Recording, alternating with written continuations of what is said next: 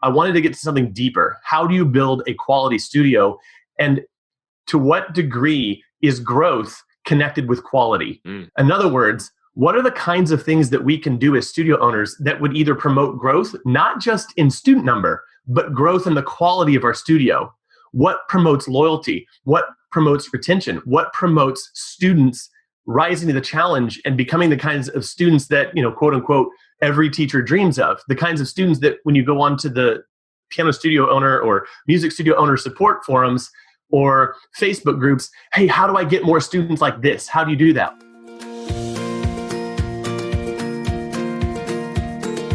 Hi everyone, welcome back to the Topcast. I hope you're doing well. This is Tim Topham and you're listening to episode number 210.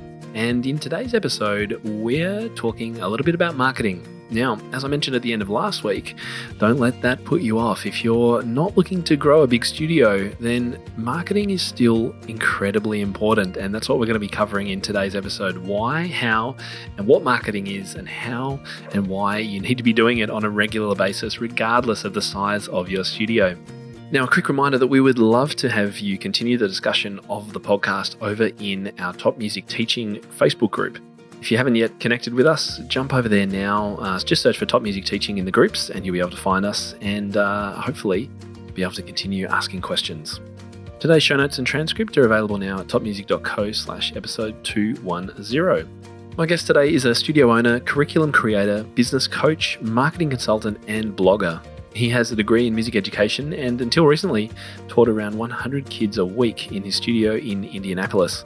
But what people probably don't know about my guest, unless you listen to the last episode when he was on the podcast, is that he likes playing strategy board games, he knows a little German, and spent much of his childhood building elaborate Lego worlds in his basement. Explains a lot. All right, welcome back to the show, Daniel Patterson. Hey, thanks, Tim. Great to be back for the second time. I've really respect and admire what you've created and just happy to be here and to talk a little bit about this presentation. Yeah, cheers. Well, look, you were last on the episode at about episode 90 and how the world has changed since then. Give us a quick overview of what you're up to at the moment, because I don't think you're teaching as much now. Correct. So at the end of last year, and obviously I don't have a crystal ball. I didn't know what was going to happen in 2020, but at the end of last year, I decided to go on a sabbatical from my own studio. Long story short, we've gotten so busy as a team at Growing Music Studio that something had to give. I was working really insane hours and it was just time to take a break for me. So did a lot of soul searching, talked a lot of conversations with my business coach and just made the decision to make that decision in December of last year. So I've been focusing all my efforts on growing other people's studios in that time. And just as kind of a perspective, Grow works studio sizes in range of like a dozen students up to our largest client in 2019. They did nearly 2 million in revenue. So we have a lot of different things that we offer people along that continuum. People who just want to get to 50 students, people who want to get to 5,000 students. So that's kind of what I've been up to. Yeah.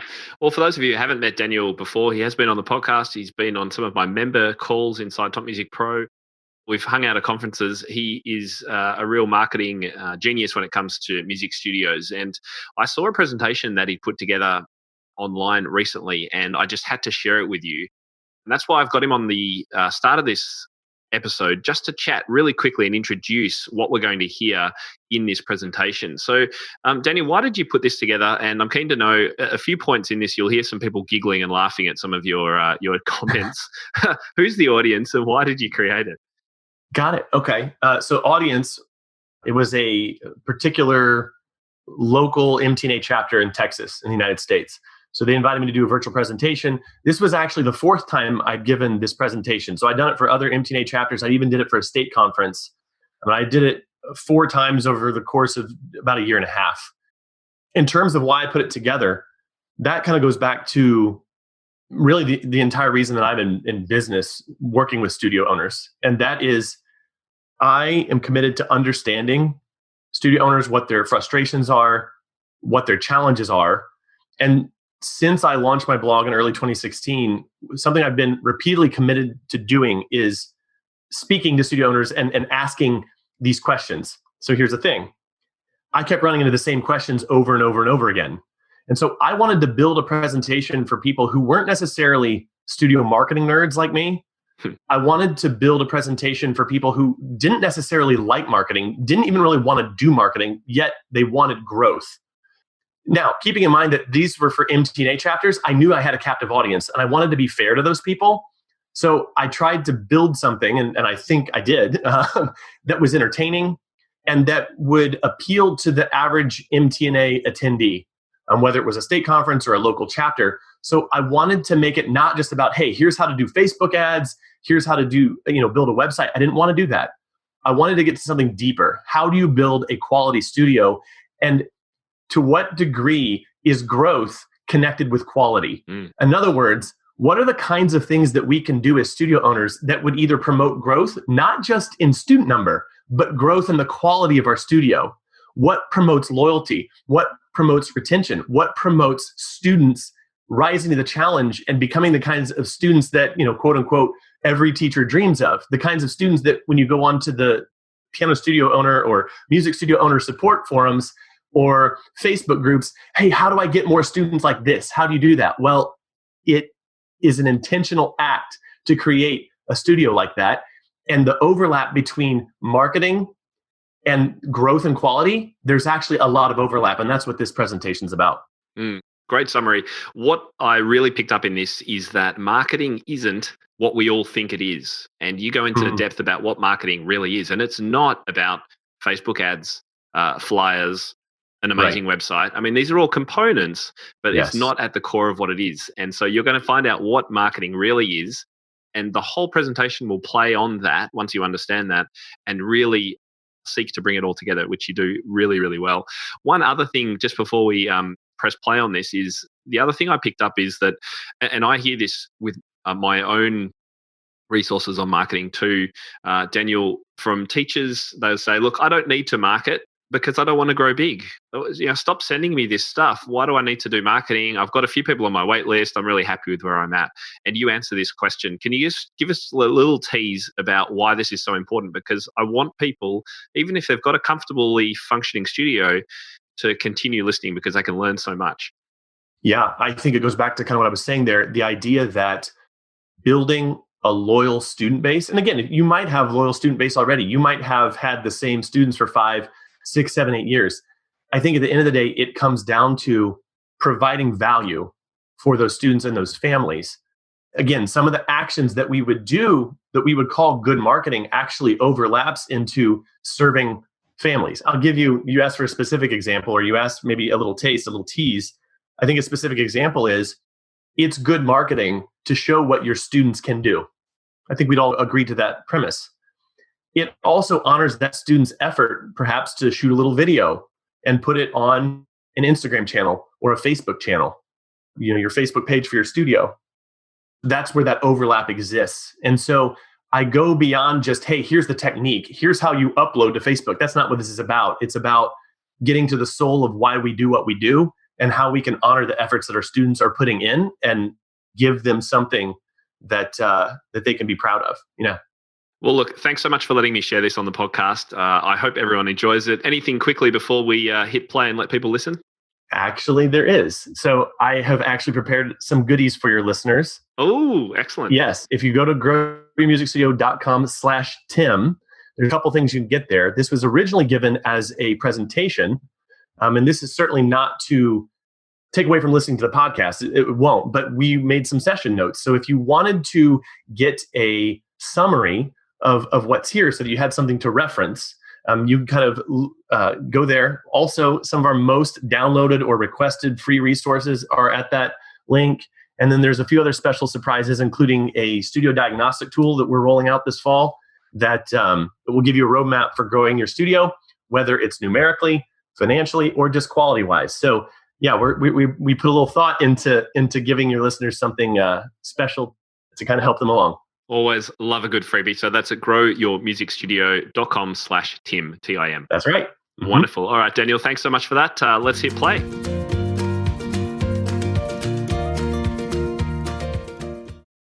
So what I want to talk to you about today is what I consider to be a crash course in what a studio owner needs to know to be effective at studio growth.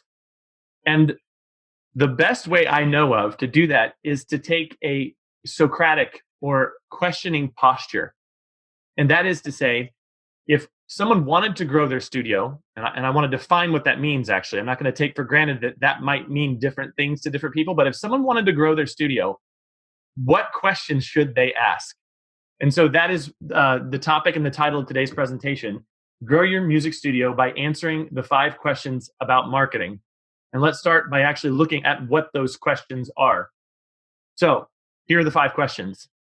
What is marketing? And I want to define this because it's very possible that there could be a language barrier between you and that we might have and be operating from very different ideas of what marketing is. And so we're going to start by addressing an elephant in the room, and that is what actually is marketing and why should a studio owner do it? Next, why should I market? I want to acknowledge the fact that many of the people here said, I don't necessarily need more students. I don't want to grow. I don't have an aspiration to be a 200 student music school. I have 10 or 15 or 20 or 30 students. I'm happy there. Should a person like that market their studio? And I want to take a look at what reasons there might be to market a studio outside of the desire or the goal to get more students. Okay, that's the second question. Third question, when should someone market? Is this something you only need to do when you need new students or when you need students? And again, kind of following the previous question, I think there's an answer that might be surprising there. Where should I market? I want to talk to you about what works in 2019. And finally, how do I market effectively? And this is a very practical look at what you could do starting today to market your studio. Let me expand on that just a bit. I don't want this to simply be an intellectual exercise. I want to end this by being very, very practical and actually giving something for each person here that they could potentially do to take a step forward. And I think that goes to what we know as teachers is helpful and useful to people.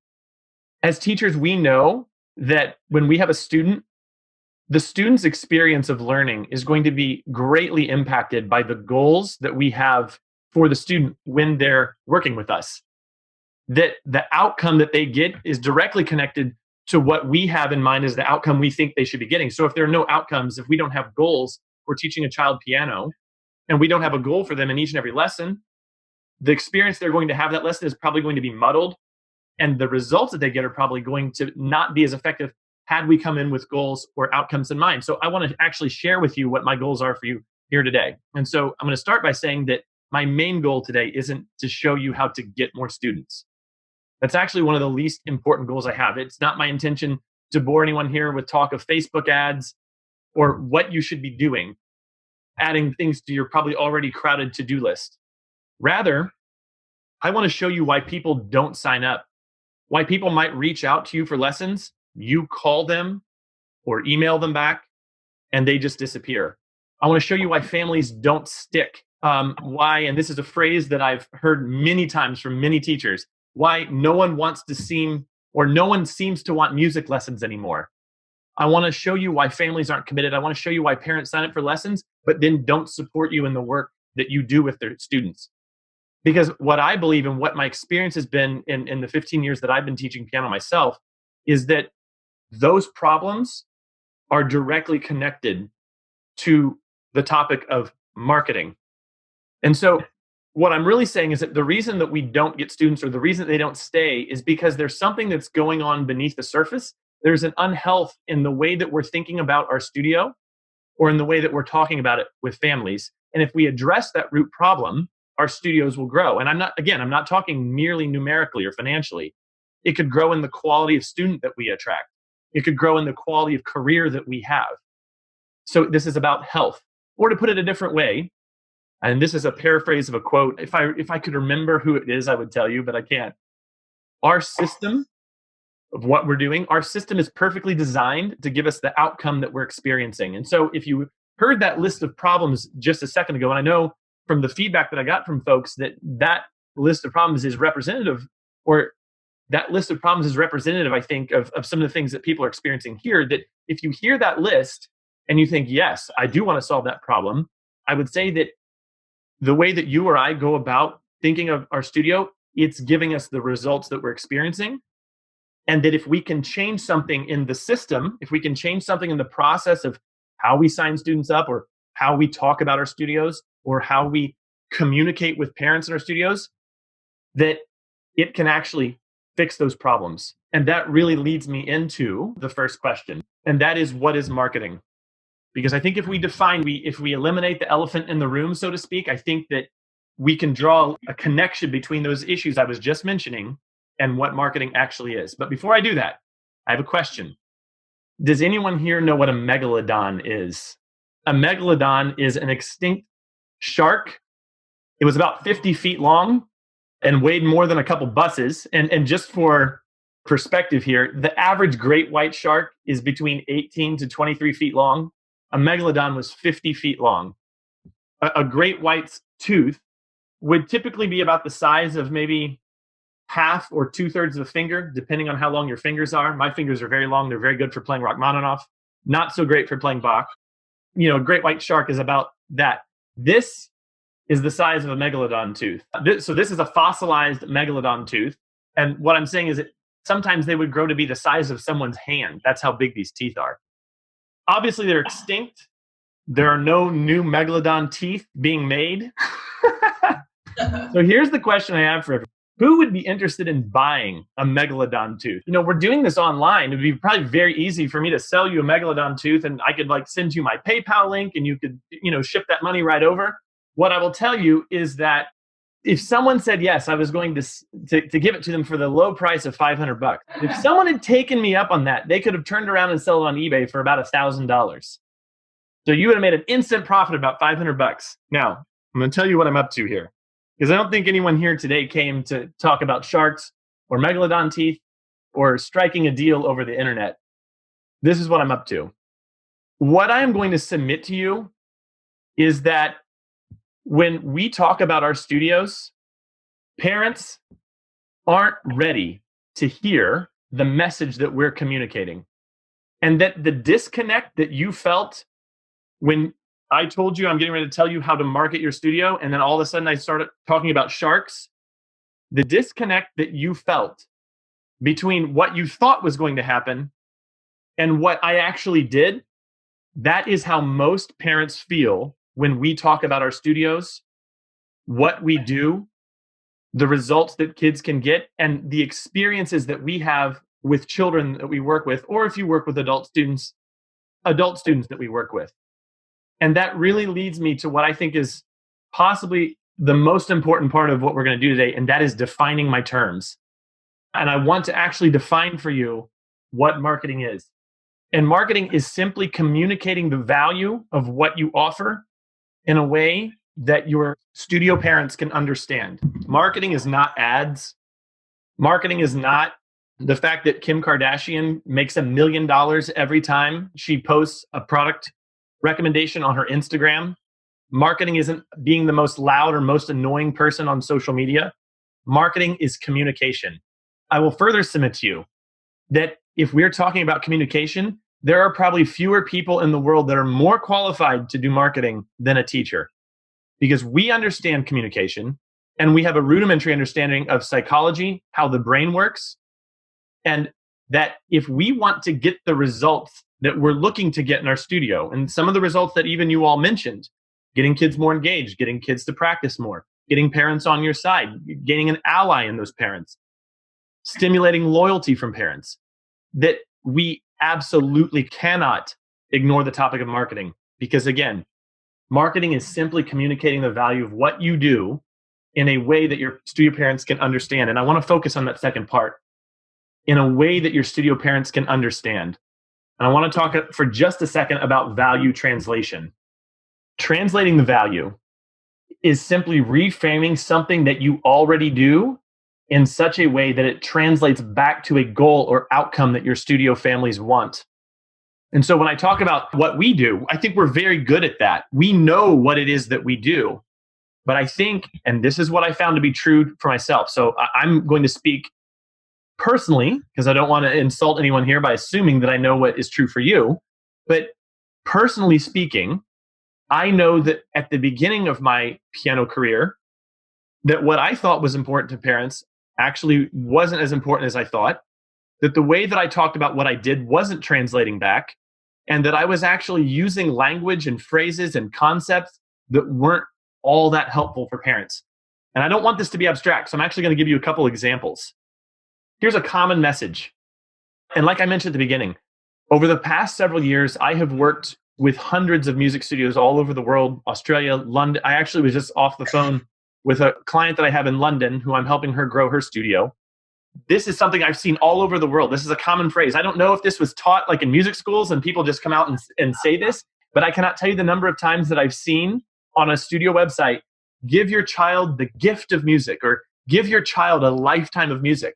And I think that there's a thought, oh, this is an effective message. But I want to think about what that might mean to the parent, because they don't understand the experiences that we've had. So for me personally, I started playing piano when I was 4 years old. I took lessons from 2 different teachers until the time I was 18. I played in my church frequently growing up, at least 4 times a year. And sometimes at 1 year, I was actually a huge part of the Christmas program. I then went to music school. I then came out. And so when I think about what a lifetime of music is, I actually have direct experience of what that is. I know the highs and the lows of that. But if you said to a parent, give your child a lifetime of music, this is what they might think about.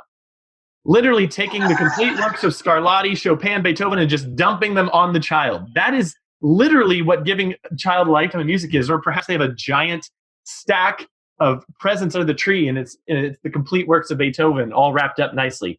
That is what giving a child a lifetime of music is. It does not mean the same thing to a parent that it means to us. I'll give you another example. Kids love music here. What does it mean to love music? We know, but I don't think most parents, when they hear that, it is an emotional neutral for them. They don't understand what it means to love music in the way that we understand, or the way that we've seen our students love music. And so maybe to think literally, they would just think of a child hugging a music book. That's literally what it means to love music, perhaps. So we have to be careful that the messages that we're sharing are actually useful. I'm going to give you one more example, and then we're going to solve the problem. Another common message. Our studio helps kids with sight reading, writing music, reading music, practice. There's 2 problems with this message. First, that's what every studio does. So we're not actually saying anything that's all that meaningful to parents. And the other thing is that most parents expect us to do this, but they don't understand what sight reading is. They don't understand the implications of the child being able to read music. They don't understand what practice is at the beginning. The problem with all these messages is that they are internal, theoretical, conceptual, they're idealistic, and they're non-measurable. And what is happening when we're speaking to parents, especially at the beginning of the relationship, is that we think we're communicating something meaningful to them by telling them all these messages, or whatever message has worked for you in the past, or whatever it is that you happen to think about your studio or lessons or music. And we're speaking in highly conceptual terms versus something that's actually meaningful to people when they're starting something new, and that is to speak tangibly, to speak in concrete terms, to speak in things that can be observed externally, that can be measured externally, or are specific. Let me give you an example. It's one thing to say your child will love music.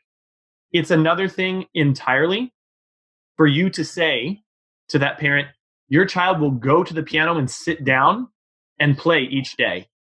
Or to say, your child will be able to play the theme from Star Wars or Frozen, or play a simple classical tune within 6 months or a year, or whatever you see as the average in your studio. These are things that parents actually can connect to because they can picture it in their mind's eye. And so again, what I would say is that marketing is communicating the value of what we do in a way that parents can understand. And if you ask parents, what is it that you want? What do you actually want to get out of these lessons? What do you want for your child? What do you want for you? You can actually begin to reframe everything you do in the language that parents are actually using. And I'm going to give one more example before we move on from this. And this point is actually the longest one. And part of the reason it's the longest one is that if we define the terms correctly, it will set us up to kind of understand what I'm speaking about in the rest of this. And course, I respect your time. I don't want to go too much over and talk to you all afternoon because I love this topic. I could talk about it for a long, long time, but I want to be respectful of your time. About 11 years ago, I was going to advertise my studio, and there was a local calendar that this marketing firm would mail. So it was a local man, he was a marketer, and he would mail a calendar to every house in my immediate area. I live in a place called Franklin Township. It's a area of Indianapolis, Indiana. And he would sell advertising space on that calendar. And so I said, hey, I'd like to buy some space in the calendar. I want all these people to know that I'm here. So he said, well, what do you want to put on it? Well, I was kind of new to this topic. And I thought, well, actually, I have no idea what I put on it. So I went to the local library. I got a book on how to market well. And it said, if you want to know how to market well, learn what your customers want and then tell them that you're going to give it to them. I'm kind of paraphrasing. I don't remember what exactly it said from 11 years ago. But it said essentially that thought. Find out what your customers want and then tell them you're going to give it to them. Okay. So I thought to myself, well, I know exactly what my customers want. I assume I know what my customers want, but let's just check. So I ran a survey. I used the questions that the book suggested. And one of the things that I wrote on that survey was, what was your biggest fear or concern when your child began taking music lessons? So I was asking people that were already in my studio, what was your biggest fear or concern about that you had for your child when you began? And I assumed that I knew what they were going to write. And my thought was they were going to say that they won't practice and things of that nature. This is where I got my first rude awakening, because here's what's interesting. It's interesting that I assumed that the parents' biggest fear is something that is actually the biggest fear of most music teachers. So I was projecting onto them what my own fear or my own concern. And what most parents wrote actually shocked me. And they wrote, I was afraid my child would hate the lessons. I was afraid that my child would hate music. And I read that phrase and I thought, first off, I was shocked. But then the second thing I thought was, what does that actually mean? So I actually followed up with some of those parents and actually asked them, what do you mean you were afraid your child was going to hate music? And this is what I learned.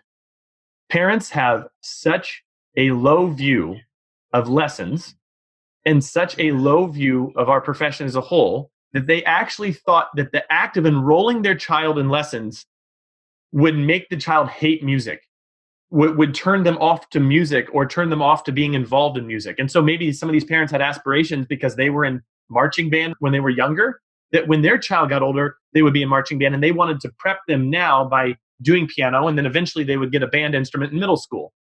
And they were concerned that it would turn their student or their child off to music. That's how little faith they had in me or our profession or in lessons or that sort of thing. That was the stereotype that I had. When I learned this, I instantly changed the way that I talked about lessons. So when someone would come in for an intro lesson with me, or if I was talking to someone on the phone, I would begin, by assuring them that I help students practice and all these things, addressing concerns that those parents never had, addressing concerns that they didn't care about. So all those years, because as I mentioned, I started in 2004. So for those 4 years, I was assuring parents of things that they did not care about at all.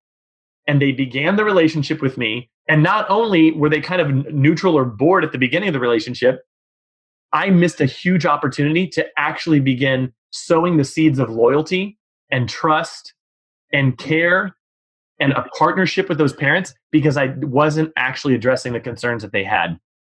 And so to kind of wrap this point up and move on, what is marketing? We're learning what parents want, and we're translating what we do into terms that they can understand.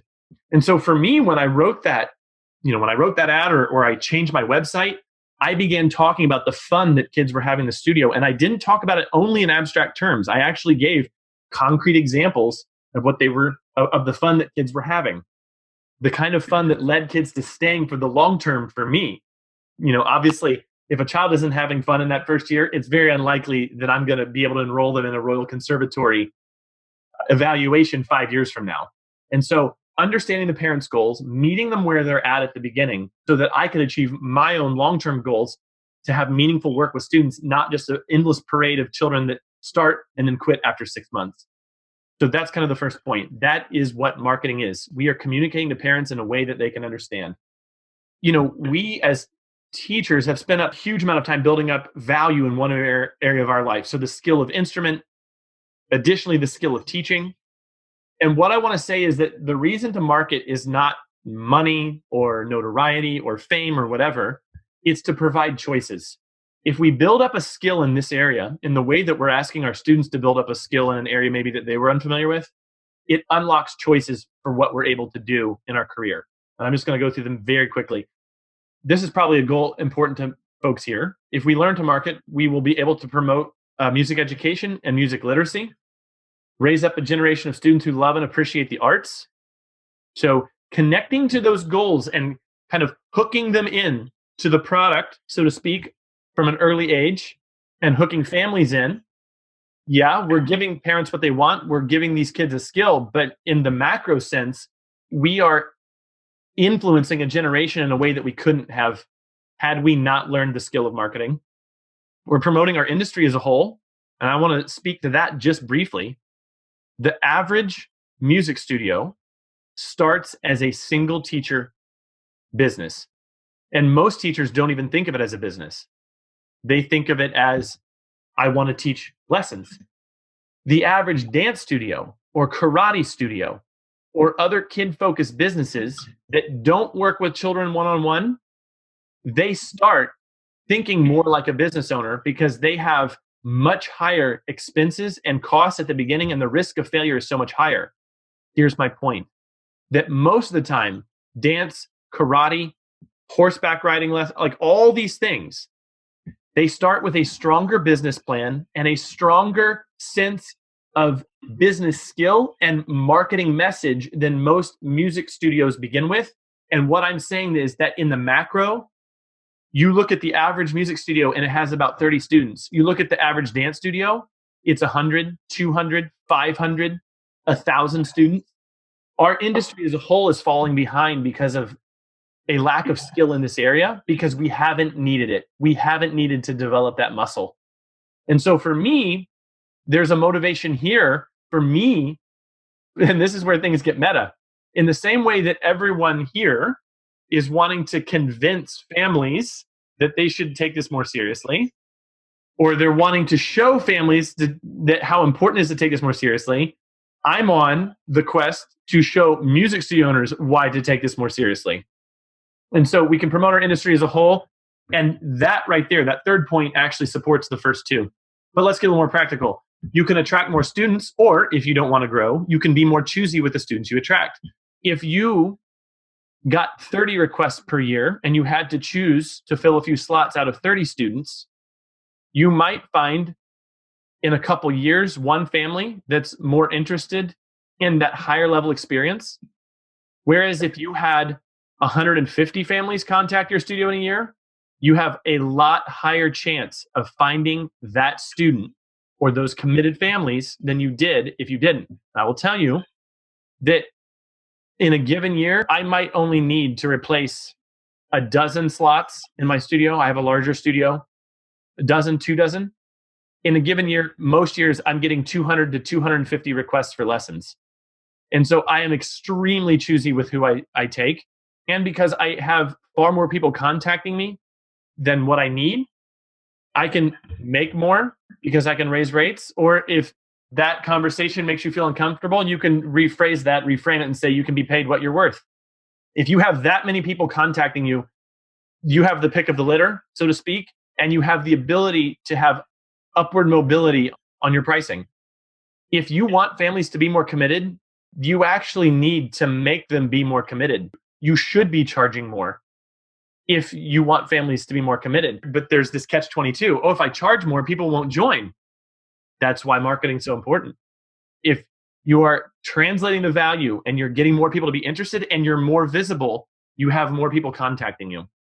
And therefore, you have more control over your career. Another thing you could do is invest in studio programs, resources, and training for yourself. There are many teachers I know that like to go to the MTNA state conferences, and having a lot of friends that are on a lot of boards in different states some of the things that I've heard from those people is that they try to find a way to make it more affordable to go to the national conference or to the state conference. And it's not an option for some teachers. And so, investing in further career education, investing in resources for the studio, resources for students, a lending library, technology, that is a choice that good marketing can give you. And then it can free you up to actually teach. There are some studio owners I know that they take the additional money they've made because of the marketing and they've invested it into having a studio assistant. I haven't done my own invoicing in almost 5 years. I have a studio assistant that works part-time for me that handles almost all aspects of the administration of my studio. And it's what frees me up to do things like this even, where I have the time available to me to do other things. So these are some of the choices. And the ultimate aim for all of this is to build a sense of connection to you and your studio, to give parents specific thoughts about music lessons, not leave it up to chance what they believe about you, what they believe about the value of lessons. And again, unlocking possibilities and choices for your studio. What about word of mouth? Many studios rely on word of mouth. It's true. And I want to address that because I've done a lot of surveys of music studio owners. I have surveyed probably over, at this point, at least 2,000 music studios all over the world and have many detailed answers as to what they struggle with, what their goals are. And again, speaking from studios that are very small to much larger studios, most studios are under 50 students. And the number one self-reported way to market in our industry is word of mouth. This is not true of other industries. Most other industries, dance, karate, these sorts of things, they actually have marketing, budgets, ads, Facebook ads, Google ads, Yelp, these sorts of things. So why learn, quote unquote, to market if word of mouth is the way that other people hear about us? We're leaving up to chance how people learn about us and what other people are communicating about us, unbeknownst to us, about our lessons and our program. And I'm going to give you an example. There was a mom, 2009, she enrolled her 2 girls, ages 8 and 6, with me. She was, her kids were enrolled in a local Catholic school, private school, parish school.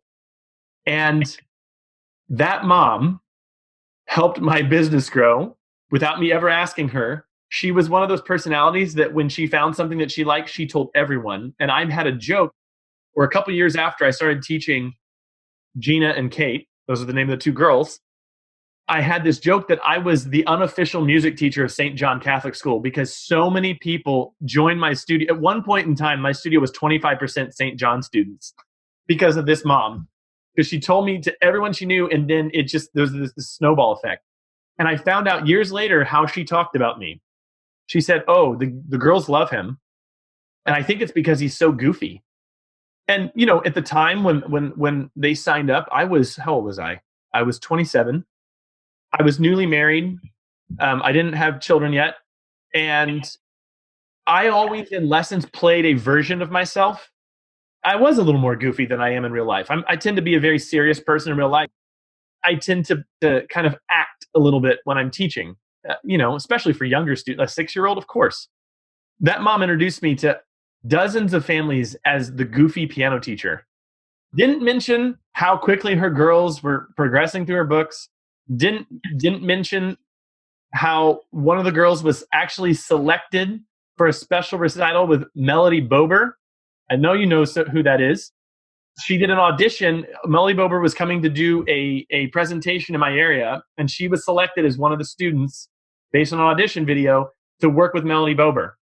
Didn't mention this. No, I'm the goofy guy that comes to their house every Friday at 3:00 after school, because at the time I was doing traveling lessons. We're leaving our messaging up to chance if we don't take this seriously. And what I did and took more seriously after that point was putting words in the mouth of parents so that they knew how to talk about me.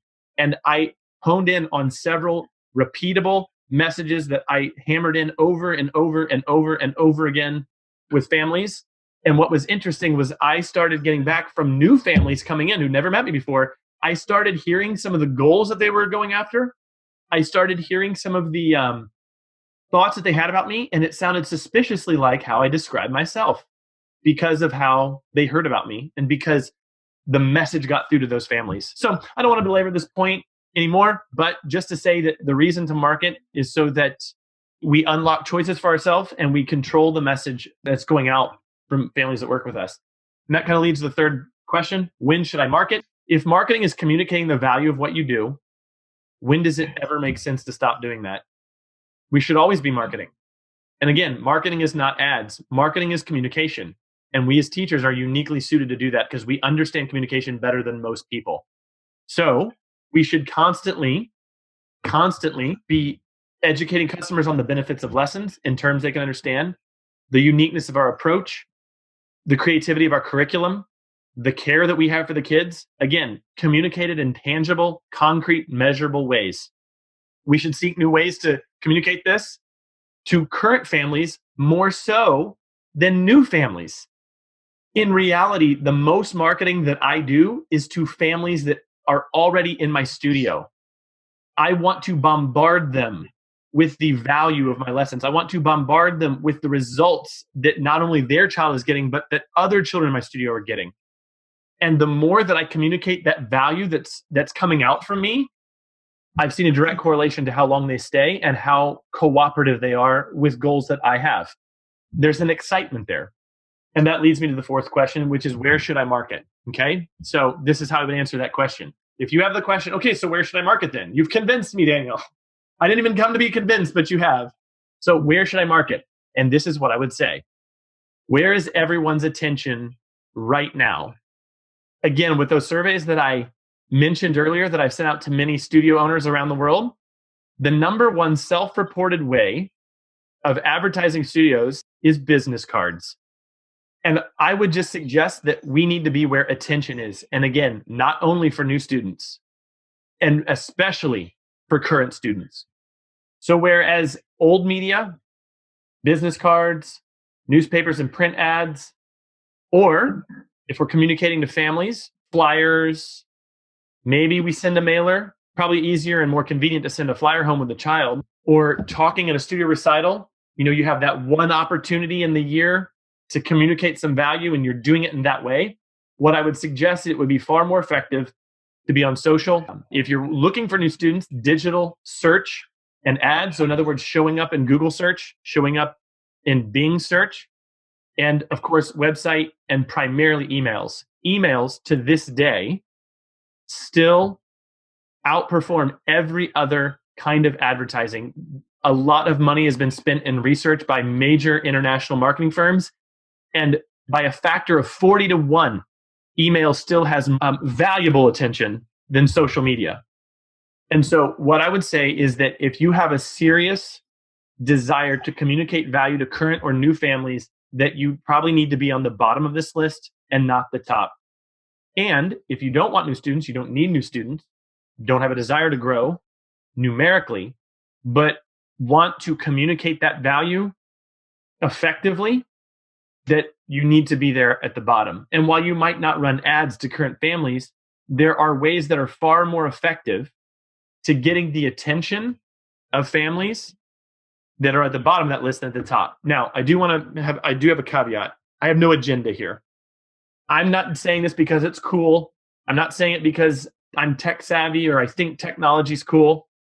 If tomorrow we went back to everyone deciding that the last 150 years of communication innovation was a mistake and we should go back to the telegraph, I would advertise on the telegraph.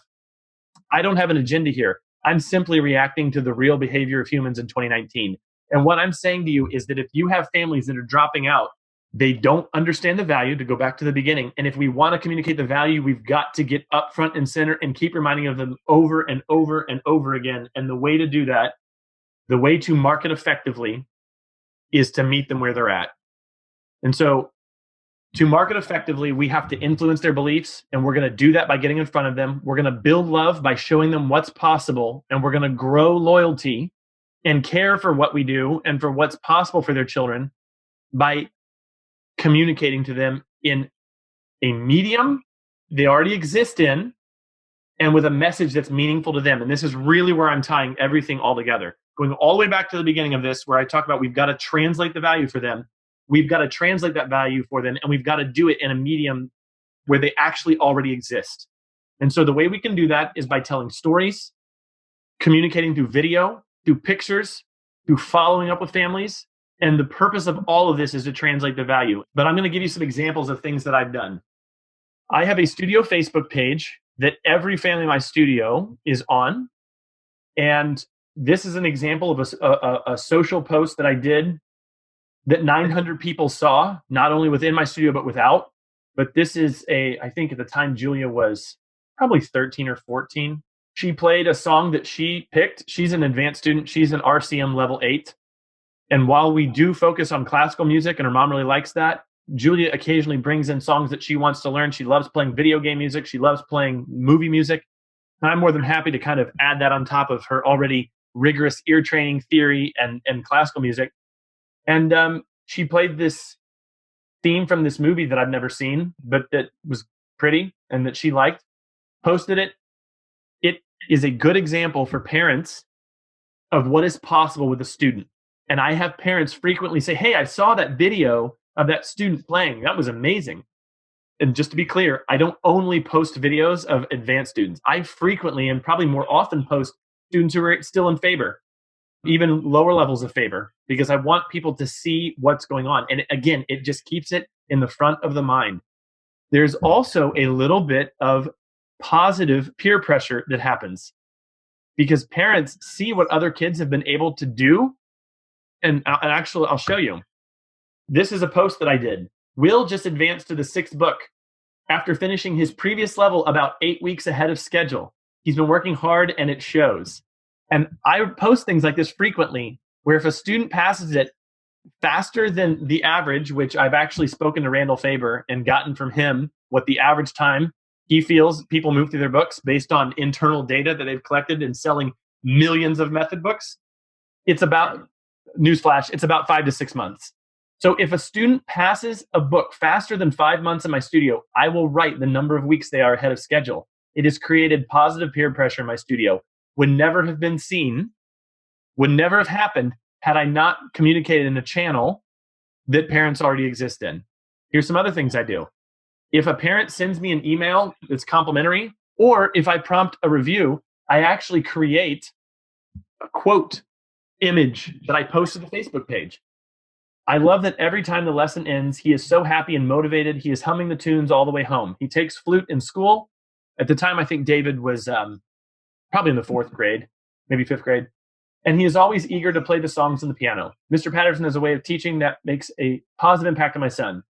Testimonial from Waleska. That was the mom's first name. And then I just put a little caption at the top. Kids are so energized by the fun and love of music, they can't get it out of their head when they leave the studio.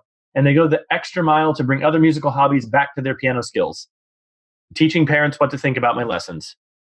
Christy just passed level 2B and is happily on to level 3A. Her first words when she came into the studio today were, I'm going to pass my books today. And that's actually what she said. She walked in, looked me straight in the face and said that. This was probably 2 years ago. And then she passed 4 songs in about 10 minutes. She was so ready to hit this accomplishment. Again, teaching what is the norm in my studio, teaching parents what to think about me, the success that other kids are having, promoting positive peer pressure. And I don't just do picture posts, obviously do videos as well so that parents can actually hear what's going on. I will occasionally send out emails to the entire studio if I have a really impressive performance and just highlight a student and highlight what they can do. And over time, what I've seen is that parents revere, and I don't use that word lightly, but parents revere the work that I do with kids. And they have a very high opinion of what is going on. And I'm going to be really frank with everyone here. I am not even close to a great piano teacher. I'm not even close to a Suzanne Guy or an Irina Gorin. I promise you that I'm not even in the same sport as those people.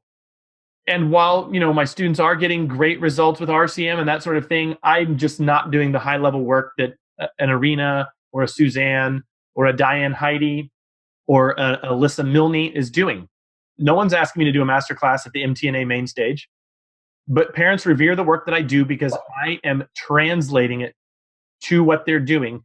And I will tell you that there are some teachers out there that are nationally famous that are experiencing the same issues that some people in this room are experiencing, even though they're among the best teachers in the world. And it's because they have not invested in the skill of marketing, or they don't know how to communicate the value of what they're doing to the families that they have. And I'm not saying that about Arena or Suzanne or Alyssa or Diane, but I'm saying teachers that are, in my estimation, far better teachers than I am, having those same issues because they don't know how to translate that value back and they don't know how to get the attention of their families.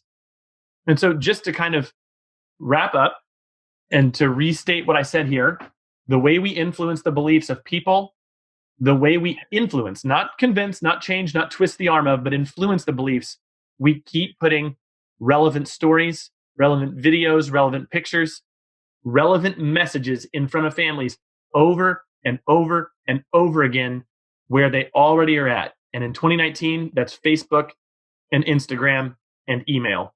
And if you keep doing that over and over again, the long-term effect of that is that you see fruit in these areas in which we all struggle. And that is getting people to commit and to take this seriously and to respect the work that we do. Well, I hope you enjoyed today's interview and presentation from Daniel Patterson, and I hope it's made you rethink some aspects of marketing. It certainly did as I listened to that the first time. As I mentioned at the start, feel free to continue the discussion over at the Top Music Teaching Facebook group. Just search for it over on Facebook. And until next time, I will wish you all the best. I hope things are going well for you, and I look forward to sharing the rest of October's great resources with you, and podcasts and blogs and YouTube videos in the coming weeks. I'm Tim Topham, and you've been listening to the Topcast. I'll see you next time. For more information about this episode and to find out how to enhance your own teaching, visit topmusic.co. You'll find everything you need for your studio, from lesson plans to cheat sheets, quick win teaching ideas, and guides on how to build your teaching business. Plus, you'll be connected to a global community of the world's top music teachers. And when you're ready, join hundreds of other teachers around the world by becoming a Top Music Pro member and get access to all our bonus content and flagship courses. And don't forget to follow topmusic.co on social media and subscribe to this podcast wherever you listen to it. That's all for today. We'll see you in the studio.